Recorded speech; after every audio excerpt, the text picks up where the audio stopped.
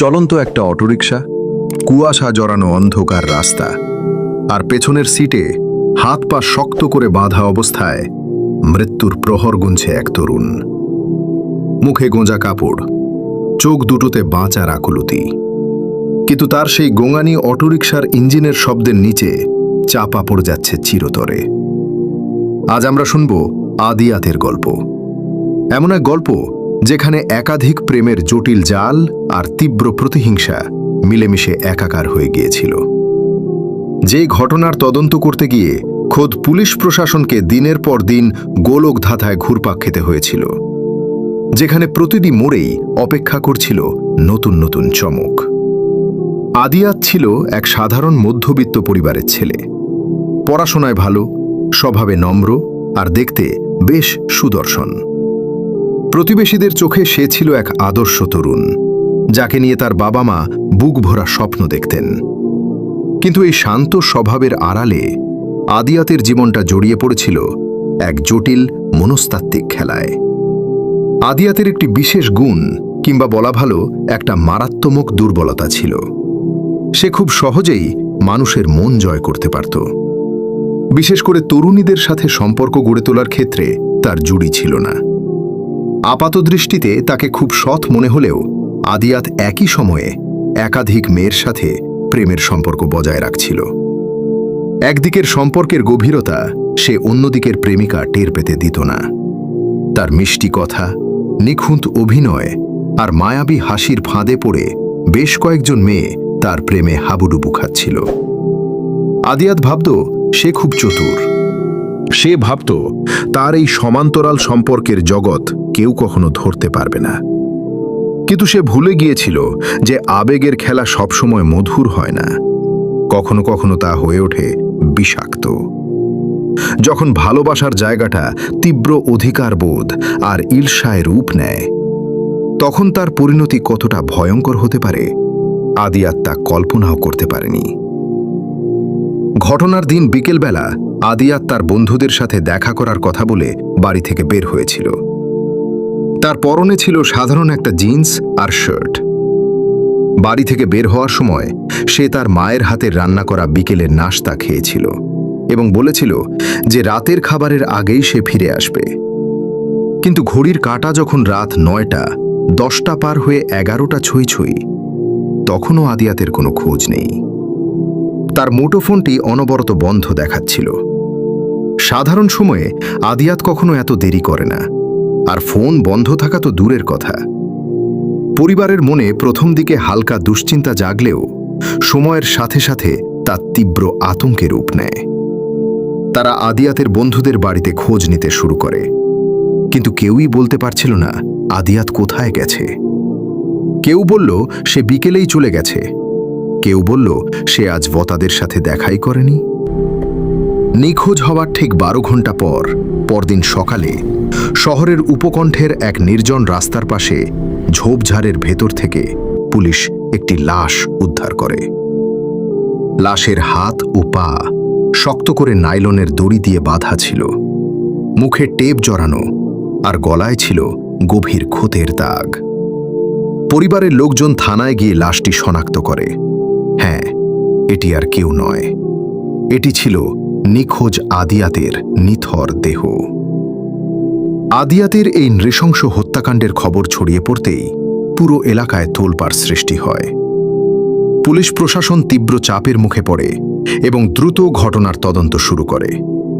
কিন্তু শুরুতেই তদন্তকারীরা এক বিশাল গোলক ধাঁধায় পড়ে যান। আদিয়াতের বাবা মা কান্নায় ভেঙে পড়ে, বারবার বলতে থাকেন যে তাদের ছেলের কোনো শত্রু ছিল না। সে এতটাই শান্ত ছিল যে কারো সাথে তার কোনো ঝগড়া বা বিবাদ হওয়ার প্রশ্নই ওঠে না। পুলিশ তখন আদিয়াতের ব্যক্তিগত ও সামাজিক জীবন খতিয়ে দেখতে শুরু করে। শুরুতেই পুলিশের সন্দেহ গিয়ে পড়ে আদিয়াতের এলাকারই এক স্থানীয় মাস্তান ও কিশোর গ্যাংয়ের নেতার ওপর। জানা যায়, ঘটনার দিন দুয়েক আগে ওই মাস্তানের সাথে আদিয়াতের বাইক ওভারটেক করা নিয়ে সামান্য কথা কাটাকাটি হয়েছিল। পুলিশ তৎক্ষণাৎ সেই স্থানীয় মাস্তান এবং তার 2 সহযোগীকে আটক করে থানায় নিয়ে আসে। শুরু হয় ম্যারাথন জেরা। পুলিশের ধারণা ছিল হয়তো সামান্য ইগোর লড়াই থেকেই এই হত্যাকাণ্ড ঘটেছে। কিন্তু ঘণ্টার পর ঘণ্টা জেরার পরও তাদের বয়ানে কোনো অসংলগ্নতা পাওয়া যায়নি। ঘটনার সময় তারা যে শহরের একটি নির্দিষ্ট দোকানে বসে আড্ডা দিচ্ছিল তার সিসিটিভি ফুটেজ এবং ডিজিটাল প্রমাণাদি পুলিশের সামনে হাজির করা হয়। ফলে বাধ্য হয়েই পুলিশকে তাদের ছেড়ে দিতে হয়। তদন্ত আবার শূন্যের কোঠায় নেমে আসে। এর পরপরই পুলিশের কাছে একটি নতুন সূত্র আসে। আদিয়াতের এক বন্ধু পুলিশকে জানায়, আদিয়াত ইদানিং এলাকার এক বড় ব্যবসায়ীর পাওনা টাকা পরিশোধ করা নিয়ে ঝামেলায় ছিল। আদিয়াত নাকি কিছু টাকা ধার নিয়েছিল এবং তা ফেরত দিতে পারছিল না। পুলিশ তখন সেই ব্যবসায়ীকে প্রধান সন্দেহভাজন হিসেবে ধরে নেয়। তাকে থানায় এনে জেরা করা হলে সে জানায়, আদিয়াত তার কাছ থেকে টাকা নিয়েছিল ঠিকই, কিন্তু ঘটনার আগের দিনই আদিয়াত সেই টাকা সুদে আসলে ফেরত দিয়ে দেয়। ব্যবসায়ী তার ব্যাংকিং ট্রানজ্যাকশনের রসিদ পুলিশকে দেখায়। সে আরও বলে যে টাকা পাওয়ার পর আদিয়াতের উপর রাগ করার কোনো কারণই তার ছিল না। পুলিশ আবার ধাক্কা খায়। প্রথম দুটি প্রধান সন্দেহভাজন লাইন পুরোপুরি ভুল প্রমাণিত হওয়ায় তদন্ত কর্মকর্তারা বেশ বিভ্রান্ত হয়ে পড়েন। অপরাধী এত নিখুঁতভাবে পরিকল্পনা করেছিল যে ঘটনাস্থলে কোনো পায়ের ছাপ, আঙুলের ছাপ বা এমন কোনো ক্লু ছিল না যা দিয়ে সহজে অপরাধীকে চেনা যায়।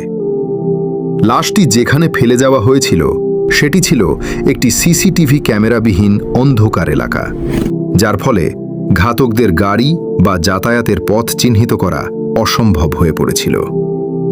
পুলিশ যখন পুরো তদন্ত নিয়ে এক প্রকার থমকে দাঁড়িয়েছে, ঠিক তখনই এক নতুন মোড় আসে। মামলার তদন্তকারী কর্মকর্তা আদিয়াতের ঘরের জিনিসপত্র তল্লাশি করার সিদ্ধান্ত নেন। তিনি ভাবেন, হয়তো ডিজিটাল বা বাহ্যিক প্রমাণের বাইরে আদিয়াতের নিজের ঘরেই এমন কিছু লুকিয়ে আছে যা এই রহস্যের জট খুলতে পারে। আদিয়াতের পড়ার টেবিল, আলমারি, জামাকাপড় সবকিছু খুব সূক্ষ্মভাবে পরীক্ষা করা হয়। হঠাৎ করেই তদন্ত কর্মকর্তার নজর যায় আদিয়াতের একটি ডায়েরির দিকে। ডায়েরিটি খুব সাধারণ ডায়েরি ছিল না, এটি ছিল মূলত লক করা একটি ছোট পার্সোনাল নোটবুক। ডায়েরির পাতাগুলো ওল্টাতেই পুলিশের চোখ কপালে ওঠে। সেখানে আদিয়াত তার দৈনন্দিন জীবনের সব কথা লিখে রাখত না, বরং সে লিখে রাখত তার বিভিন্ন প্রেমের সম্পর্কের খুঁটিনাটি।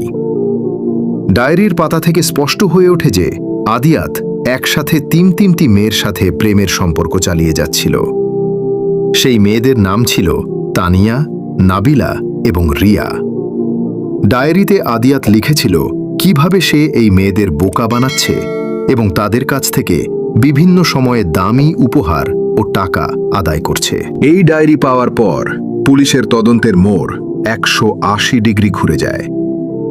এতক্ষণ যে মামলাটিকে ডাকাতি বা শত্রুতার জেরে হত্যাকাণ্ড মনে করা হচ্ছিল, তা এখন রূপ নেয় একটি জটিল ক্রাইম অফ প্যাশন বা আবেগজনিত অপরাধে।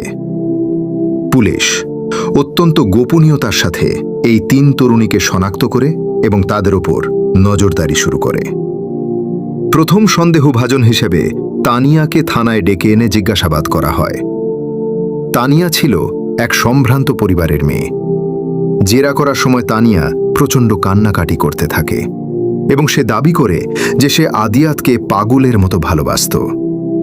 আদিয়াতের মৃত্যুর খবর শুনে সে মানসিকভাবে ভেঙে পড়েছে।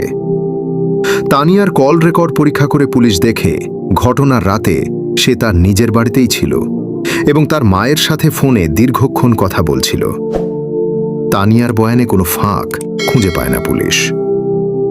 এরপর ডাকা হয় দ্বিতীয় প্রেমিকা নাবিলাকে। নাবিলালা ছিল কিছুটা অন্তর্মুখী স্বভাবের। পুলিশ যখন তাকে আদিয়াতের অন্য সম্পর্কের কথা জানায়, তখন নাবিলার চোখে ক্ষণিকের জন্য তীব্র ক্ষোভ ফুটে উঠলেও সে নিজেকে সামলে নেয়। সে বলে যে সে আদিয়াতের এই প্রতারণার কথাটা জানত না, তবে ঘটনার দিন সে এক বান্ধবীর জন্মদিনের পার্টিতে ছিল। সেই বান্ধবীরাও নাবিলার উপস্থিতির কথা নিশ্চিত করে। তদন্তকারীরা এবার রিয়ার দিকে মনোযোগ দেন। রিয়া ছিল আদিয়াতের সর্বশেষ এবং সবচেয়ে নতুন প্রেমিকা। পুলিশ যখন রিয়ার সাথে যোগাযোগ করে, তখন রিয়ার আচরণে এক অদ্ভুত শীতলতা লক্ষ্য করা যায়। সে আদিয়াতের মৃত্যুর খবরে সাধারণ কোনো মানুষের মতো শোক প্রকাশ করেনি, বরং তার আচরণ ছিল অত্যন্ত স্বাভাবিক, যেন কিছুই হয়নি। এই অসংলগ্ন আচরণই পুলিশের মনে বড় ধরনের সন্দেহের বীজ বুনে দেয়। পুলিশ রিয়ার মোবাইল ফোনের কল ডিটেইলস রেকর্ড বা সিডিআর সংগ্রহ করে, আর সেখানেই বেরিয়ে আসে এক চাঞ্চল্যকর তথ্য। ঘটনার দিন বিকেল থেকে শুরু করে গভীর রাত পর্যন্ত রিয়ার ফোনে একটি নির্দিষ্ট নম্বরে বারবার কল করা হয়েছে এবং দীর্ঘ সময় ধরে কথা বলা হয়েছে। সেই নম্বরটি কোনো মেয়ের ছিল না, সেটি ছিল আরিফ নামের এক যুবকের। পুলিশ খোঁজ নিয়ে জানতে পারে আরিফ পেশায় একজন অটোরিকশা চালক, কিন্তু সে গোপনে রিয়াকে ভালোবাসত এবং রিয়াকে পাওয়ার জন্য যে কোনো কিছু করতে প্রস্তুত ছিল। পুলিশ কালবিলম্ব না করে আরিফকে তার বাড়ি থেকে গ্রেফতার করে। আরিফকে থানায় এনে যখন রিয়ার সাথে তার কল রেকর্ডের প্রমাণ দেখানো হয়, তখন সে প্রথমে অস্বীকার করলেও পুলিশের কড়া জেরার মুখে ভেঙে পড়ে। আরিফ স্বীকার করে যে রিয়া কয়েকদিন আগেই আদিয়াতের ডায়েরি এবং তার একাধিক প্রেমের সম্পর্কের কথা জেনে ফেলেছিল। আদিয়াত যে শুধু রিয়ার আবেগ নিয়ে খেলছিল তাই নয়, সে রিয়ার কিছু ব্যক্তিগত ছবি ইন্টারনেটে ছড়িয়ে দেওয়ার ভয় দেখিয়ে ব্ল্যাকমেইলও করছিল। এই অপমান আর প্রতারণা রিয়া সহ্য করতে পারেনি। সে আদিয়াতের ওপর প্রতিশোধ নেওয়ার জন্য মরিয়া হয়ে ওঠে। রিয়া জানত যে আরিফ তাকে ভালোবাসে এবং আরিফকে সে যেভাবে ইচ্ছা ব্যবহার করতে পারবে। রিয়া তখন আরিফকে ডেকে বলে যে যদি আরিফ আদিয়াতকে চিরতরে তার জীবন থেকে সরিয়ে দিতে পারে, তবে সে আরিফকে বিয়ে করবে। ভালোবাসার অন্ধ মোহে আর আদিয়াতের প্রতি তীব্র হিংসায় আরিফ এই প্রস্তাবে রাজি হয়ে যায়। পরিকল্পনা অনুযায়ী ঘটনার দিন বিকেলে রিয়া আদিয়াতকে একটি নির্জন জায়গায় দেখা করার জন্য ডাকে। আদিয়াত ভাবতেও পারেনি যে তার জন্য কি ভয়ঙ্কর ফাঁদ অপেক্ষা করছে। রিয়া আদিয়াতকে একটি বিশেষ কোমল পানীয়র সাথে কড়া ঘুমের ওষুধ মিশিয়ে খাইয়ে দেয়। কিছুক্ষণের মধ্যেই আদিয়াত অচেতন হয়ে পড়ে। ঠিক তখনই সেখানে আরিফ তার অটোরিকশা নিয়ে হাজির হয়। আরিফ এবং তার এক সহযোগী মিলে অচেতন আদিয়াতকে অটোরিকশার পেছনের সিটে তুলে নেয়। এরপর তারা শহরের বিভিন্ন রাস্তায় অটোরিকশাটি ঘুরাতে থাকে যাতে কেউ সন্দেহ না করে। কিন্তু অটোরিকশার ভেতরেই হঠাৎ আদিয়াতের জ্ঞান ফিরতে শুরু করে। সে নিজেকে হাত পা বাঁধা অবস্থায় আবিষ্কার করে এবং বাঁচার জন্য চিৎকার করার চেষ্টা করে। বেগতিক দেখে আরিফ এবং তার সহযোগী আদিয়াতের মুখ কাপড় দিয়ে চেপে ধরে এবং নাইলনের দড়ি দিয়ে তার গলা পেঁচিয়ে ধরে।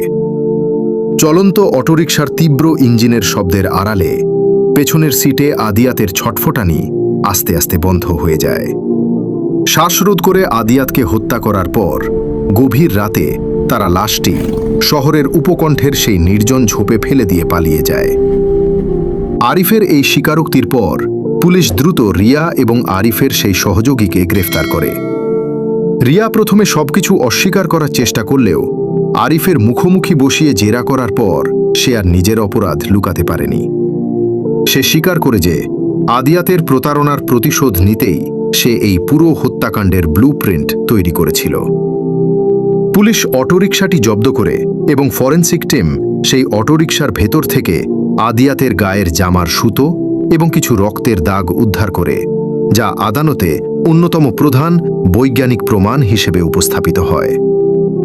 এভাবেই একাধিক প্রেমের এক নির্মম ও রক্তক্ষয়ী পরিণতির অবসান ঘটে। বর্তমানে রিয়া, আরিফ এবং তার সহযোগী আদালতের মাধ্যমে জেল হাজতে বন্দী রয়েছে। তাদের বিরুদ্ধে হত্যা মামলার বিচার প্রক্রিয়া দ্রুত গতিতে চলছে এবং আইন অনুযায়ী তাদের সর্বোচ্চ শাস্তির সম্ভাবনা রয়েছে। আদিয়াতের এই করুণ কাহিনী আমাদের সমাজের এক অন্ধকার বাস্তবতাকে সামনে এনে দাঁড় করায়। আমরা প্রায়শই আবেগের বশে এমন কিছু ভুল সিদ্ধান্ত নিয়ে ফেলি যার মাসুল দিতে হয় জীবন দিয়ে। আদিয়াত যদি সম্পর্কের ক্ষেত্রে সৎ থাকত, যদি সে একাধিক মানুষের আবেগ নিয়ে এভাবে খেলা না করত, তবে হয়তো আজ তাকে এই পরিণতি ভোগ করতে হতো না। আবার অন্যদিকে রিয়া যদি প্রতারণার শিকার হয়ে আইনের আশ্রয় নিত বা সম্পর্কের ইতি টানত, তবে তাকে আজ খুনি হিসেবে জেলের অন্ধকার প্রকোষ্ঠে দিন কাটাতে হতো না। ভালোবাসা যেখানে জীবনকে সুন্দর করার কথা, সেখানে তীব্র অধিকারবোধ, ঈর্ষা আর প্রতিশোধের আগুন কিভাবে সবকিছু ছারখার করে দিতে পারে, এই ঘটনা তারই এক জ্বলন্ত উদাহরণ। আমাদের আজকের এই গল্পটি শেষ করার আগে আপনাদের কাছে একটি প্রশ্ন রেখে যেতে চাই। এই পুরো ঘটনার জন্য আসলে দায়ী কে? আদিয়াতের সেই চতুর প্রতারণা ও ব্ল্যাকমেইল, নাকি রিয়ার চরম প্রতিশোধপরায়ণ মানসিকতা আর আরিফের অন্ধ ভালোবাসা? অপরাধের শুরুটা যেখানেই হোক না কেন, এর শেষটা যে কতটা ভয়ঙ্কর হতে পারে তা তো আমরা দেখতেই পেলাম। আপনার মূল্যবান মতামত কমেন্ট বক্সে অবশ্যই জানাবেন।